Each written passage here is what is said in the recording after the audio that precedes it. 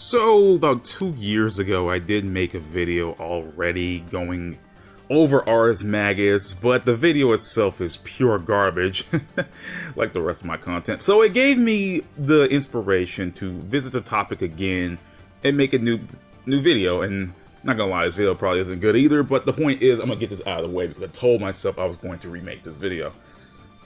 So Ars Magus. Ars Magus is the combination of both magic and science that was created by Nine the Phantom in order to weaponize it to combat the Black Beast, since the beast itself was outside of logic and therefore could not be beaten by conventional methods. The Ars Magus was developed in order to combat that beast, and it has two upgraded forms. One of them I'll be covering in just a bit, because the second form I don't want to cover it yet because it's a different video, but I'll talk about that in a minute. So, before the creation of Ars Magus, Nine had attempted to gather humanity to utilize the use of sorcery. But considering that only a few exorcists and mages could even use Seether, and even fewer could actually use sorcery, Nine had essentially to force the creation of Ars Magus during the year that Bloodedge, a time-displaced Ragna, had given her by keeping the Black Beast at bay. So Nine had managed to combine both the art of magic and science and managed to combine the two together to create Ars Magus, and had to use Seether in order to get it to function. So since Ars Magus used Seether to function, it was able to exist outside of logic, which allowed it to actually attack the Black Beast. And along with the 6 heroes, humanity had achieved victory against the Black Beast.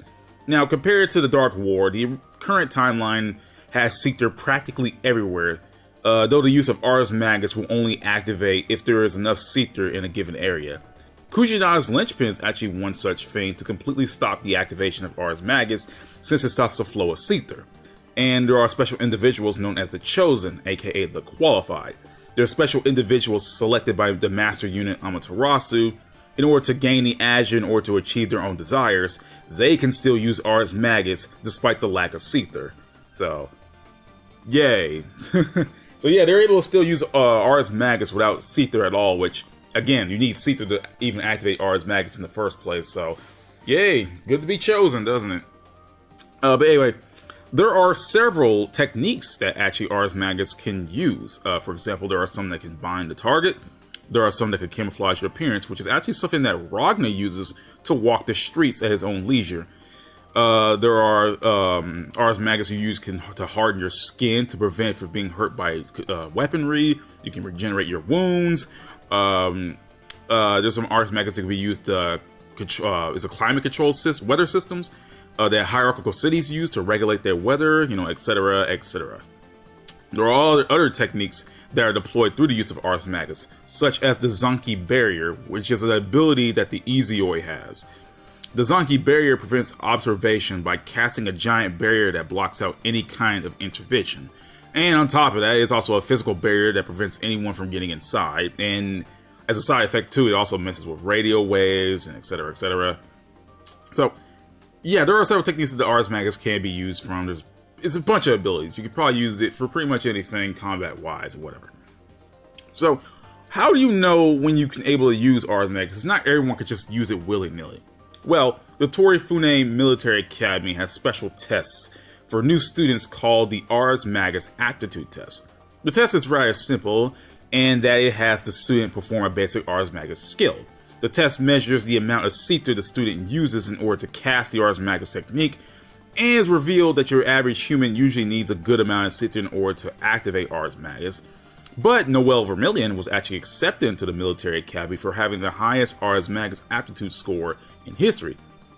And speaking of aptitude, Ragna himself actually had very little to practically no aptitude for Ars Magus until he gained the use of the Azure Grimoire, where he was able to use Ars Magus since the whole thing is pretty much made of Seether. Now, I mentioned before that the Ars Magus actually has two upgraded forms. The Ars Magus and let me how to describe this. Okay, so the Ars Magus has two upgraded forms. The Armagus, aka the Armagus, and there is the final form of the Ars Magus known as the Nox Nictoris. The Nox Nictoris will be its own video someday, but for now I'll be going over the Ars Armagus because I'll have to. It's needed to be talked about in this video. So now the Ars Armagus had existed since the Dark War, though not all of it, and trust me, I will get into that in a minute because it's so confusing.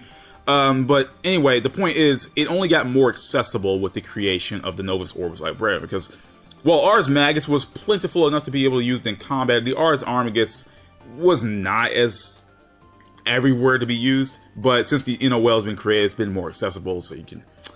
Yeah, but only if you're in the NOL, so... Or if you're just good enough to find a way to use Ars Magus and Ars Armagus, but good luck with that. They try to regulate that stuff, like with grimoires and whatnot in the NOL, so, good luck. But anyway, much like the Nox that succeeded them, the Ars Armagus do have side effects to the wielders who use them. There are also armaments, I can never pronounce that word right, that you can wear Ars Armagus on the body. So, the most well-known of the Ars Armagus is actually the sealed weapon Easioi, which was created hundreds of years ago to combat the Black Beast as well as the Observers. Keep in mind, this was actually created before the Dark War. It was actually created before the Dark War, and trust me, I'll get into it in a minute. The sealed weapon Easioi is actually the prototype of the Murokuma unit that will be created later down the line. And the Easioi will be served as a basis for the Nox Victoris that would later be created by 9. Now, there are several versions of the Easiois that they were produced, but, it's been years since then, and only about a couple of them exist in the current day, one of them being wielded by the ancestor of Tsubaki Yayoi, who went by the name of Ayame Yayoi, who was one of the earliest known users of the Ars Armagus. Now, I think I'll stop here, because there's not much to say about the Ars Armagus, and because I want the Easioi to be its own video too, but that's pretty much the gist of how the Easioi relates to being an Ars Armagus. Now, this is a side note here, and this may sound incredibly dumb to me because I feel like I missed something doing the research and trying to play the games over again to understand why Ars Armagus is a thing. Ars Magus is a thing, but this is a side note, and this may sound dumb to me. This is Kaiser War bullshit time, but I already explained what the Ars Armagus was. But the Ars Armagus is just an advanced form of Ars Magus. Let's just keep that in mind for a second. The Ars Armagus is an advanced form of the Ars Magus that 9, she was the creator of Ars Magus, that 9 had created during the Dark War.